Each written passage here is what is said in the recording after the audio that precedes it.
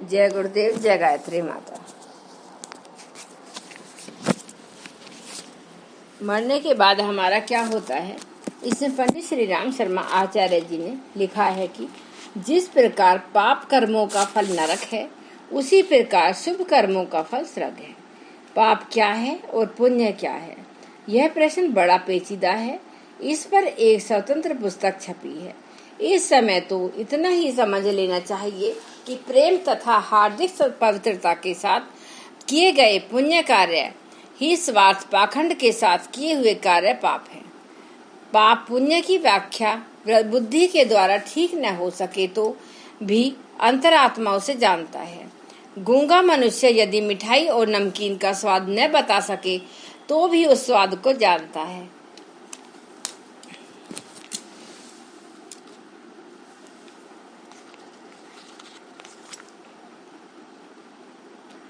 पुण्य कर्मों के तत्क्षण आत्मा में एक शांति प्राप्त होती है। उसके विरुद्ध पाप कर्मों में एक जलन उठती है। मजहबी कर्म कांड मन की पवित्रता में कुछ सहायता दे सकते हैं,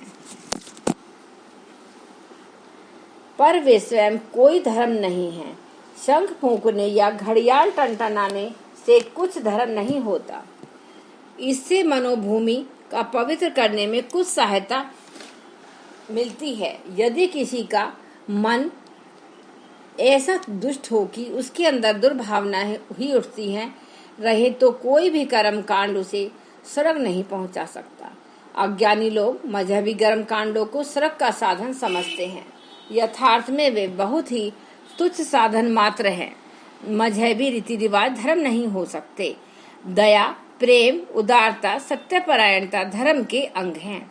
आत्मा को संतोष देने वाली आंतरिक सद्वृत्तियां ही पुण्य कही जा सकती हैं।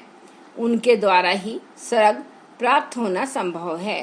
अंधविश्वासों में पड़े रहना अंधेरे में भटकने के बराबर है। जैसे जीवन में अन्य अनेक निष्प्रयोजन कार्यों में हम अपना समय नष्ट करते हैं, वैसे कितनी ही मजहब परंपराएं भी ऐसी ही हैं जिनमें बिल्कुल व्यर्थ समय बर्बाद होता है और उनसे परलोक का रत्ती भर भी प्रयोजन सिद्ध नहीं होता। शुभ कार्यों में से आंतरिक प्रसन्नता होती है। यह प्रसन्नता परलोक में स्वर्ग रूप में उसी प्रकार प्रस्फुटित होती है जैसे पाप नरक के रूप में। नरक के विषय में जैसी हमारी कल्पना होती है वे प्रायः वैसे ही उससे मिलते जुलते दिखाई देते हैं। उसी प्रकार स्वर्ग की कल्पना भी सत्य है। धर्मात्मा हिंदू को वैकुंठ इंद्रलोक का सुख मिले और सुकर्मों से मुसलमानों को गिलमाओ वाली जन्नत मिले तो कुछ आश्चर्य की बात नहीं है, क्योंकि स्वर्ग नरक हमारे आज के दृष्टिकोण के अनुसार कल्पना मात्र है। चाहे कल्पनाएं उस समय सत्य ही प्रतीत होती हों, स्वर्ग सुख भी नियत समय तक ही रहता है। स्वर्ग का आनंद मिलने का उद्देश्य यह है कि उसकी आत्मिक योग्यता अधिक चैतन्य एवं उत्साहित होकर आगामी जीवन में अधिक सूक्ष्म बन जाए। स्वर्ग सुख के अधिकारी जो व्यक्ति होते हैं उनकी तुच्छ इंद्रिय लिप्साएं पहले ही शांत हो जाती हैं। इसलिए जैसा कि अज्ञानी समझते हैं स्वर्गलोक इंद्रिय वासनाएं तृप्त करने की सामग्री से भरपूर है, वैसा ही नहीं होता। इंद्रियों के गुलाम और वासना के कीड़े स्वर्ग सुख से बहुत दूर होते हैं। मद्यपान, वैश्यगमन, मैथुन आदि का नाम ही यदि स्वर्ग में हो तो ऐसे स्वर्ग के लिए इतना तप करने की कुछ आवश्यकता नहीं। वह कुछ पैसा खर्च करके जहाँ भी चाहे प्राप्त किया जा सकता है। यथार्थ में स्वर्ग सुख इंद्रियों का सुख नहीं है, वरन अंतःकरण, मन, बुद्धि, चित्त, अहंकार का आनंद है। यह इंद्रिय सुख की अपेक्षा बहुत ऊंचे दर्जे का है।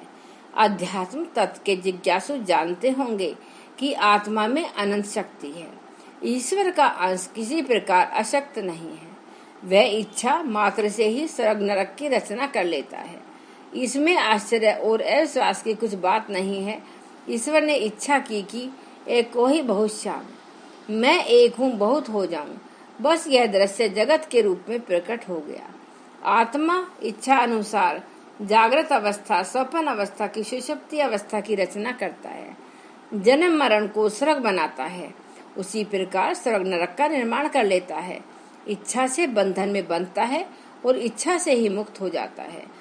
ये सब बातें उनकी निजी शक्ति के अंतर्गत है। जय गुरुदेव, जय गायत्री। आज के लिए बस इतना। एक बार गायत्री मंत्र हमारे साथ साथ।